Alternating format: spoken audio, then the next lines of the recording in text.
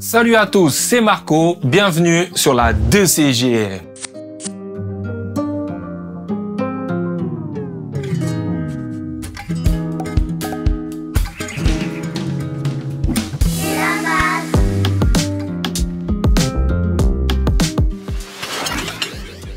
On était en train de faire nos courses dans notre magasin de fruits et légumes préférés quand on est tombé sur ça. Je me suis dit que ça serait bien de se tenter une fabrication de chocolat de A à Z. Voici à quoi ressemble le fruit du cacaoyer. On l'appelle la cabosse. On va l'ouvrir pour voir comment ça se passe à l'intérieur. Ça ressemble à un mangoustan géant. Les fèves de cacao sont recouvertes d'une gélatine blanche qu'on appelle mucilage. Les fèves sont mangeables directement comme ça, on va en goûter une, voir ce que ça donne. L'extérieur a un goût plutôt sucré acidulé et l'intérieur a un goût de cacao amer classique. Pas de grande surprise. Je récupère toutes les fèves. J'en ai environ une trentaine. Première étape, il faut faire fermenter les fèves. Le mucilage étant tellement sucré, ça va pas être très compliqué. Il me suffit de les laisser à température ambiante, le sucre va se transformer en alcool, qui se transformera ensuite en acide acétique. Au bout d'une semaine, le mucilage a complètement disparu. La fermentation est terminée, on passe à l'étape du séchage. Rien de bien compliqué. Si le climat le permet, il suffit de les laisser à l'air libre pendant une semaine. Sinon, il faudra utiliser un déshydrateur.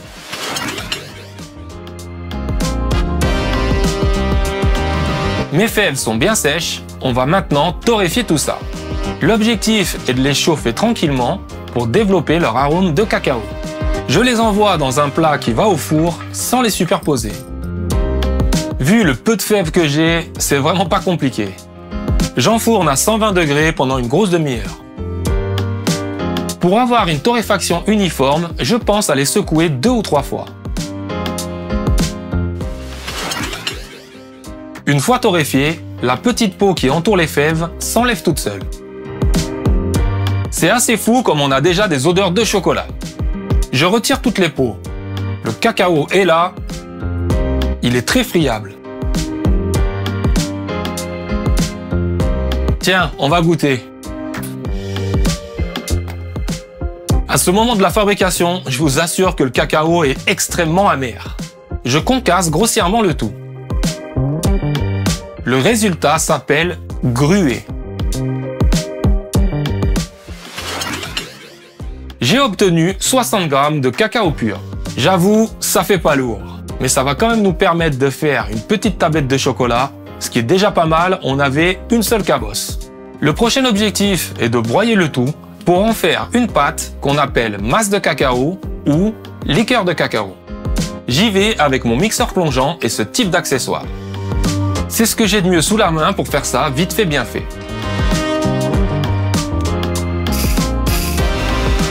Ça se transforme d'abord en poudre. Puis, à force de mixer, ça chauffe et la matière grasse naturellement présente dans le cacao commence à fondre. On observe le même phénomène quand on fait de la pâte d'arachide maison. Après pas mal d'efforts, on se retrouve avec ce genre de résultat.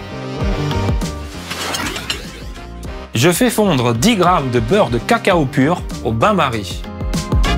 Il va permettre au chocolat d'avoir la bonne texture et d'être bien fondant. Je l'envoie dans la masse de cacao. J'ajoute également 30 g de sucre glace. Ça va nous faire du chocolat noir à 70%. Évidemment, moins vous mettez de sucre, plus le résultat sera amer. Petite astuce pour ceux qui n'ont pas de sucre glace. Il suffit de mixer du sucre cristallisé et vous en obtiendrez très rapidement. C'est parti. On mixe. Il existe des machines spéciales avec 2 meules en pierre qui tournent à l'aide d'un moteur pour avoir un résultat bien fin. On n'a pas ce genre de matos. Du coup, on va voir ce qu'on peut obtenir avec un mixeur plongeant. C'est assez galère, mais à force d'insister, ça commence à être pas mal.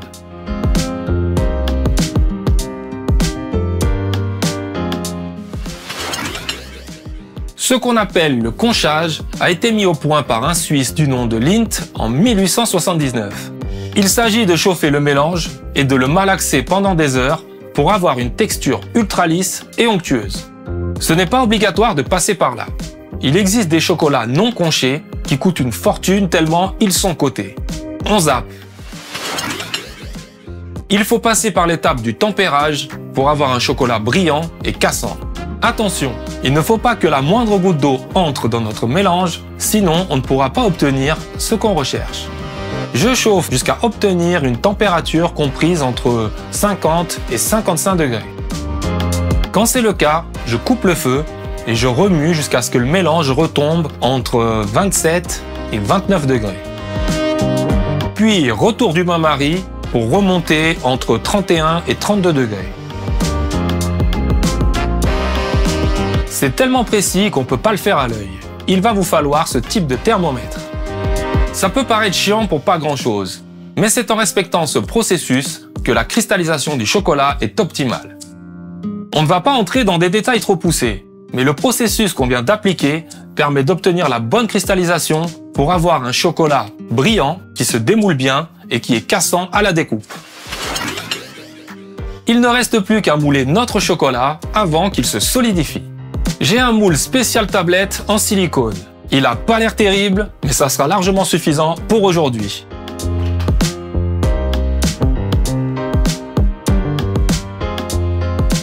J'essaie de chasser les bulles d'air. J'égalise et je laisse refroidir tranquillement. Démoulage.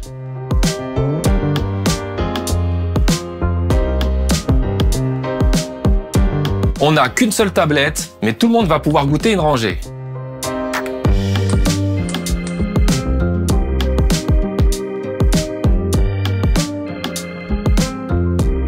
Bon, on va goûter quand même. Je suis censé être en jeûne intermittent, mais bon, je vais casser ça pour vous, avec du chocolat en plus. Faut que j'en prenne un autre. C'est lourd, hein? Tiens, faut que tu goûtes.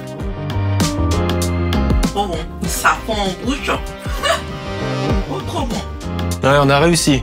Bon, faut qu'on fasse goûter ça aux enfants quand même. Venez, venez, venez. On arrive à tous tenir là, là? C'est trop bon. C'est méga bon. C'est un goût de chocolat ou pas? Ouais. Comment il s'appelle le fruit du cacaoyer? Ça s'appelle la cabosse. Monsieur Sucre. Alors, ça dit quoi? Méga bon. Tiens, chérie. Ta part. C'était notre tablette de chocolat fait maison de HKZ sur la 2CGR.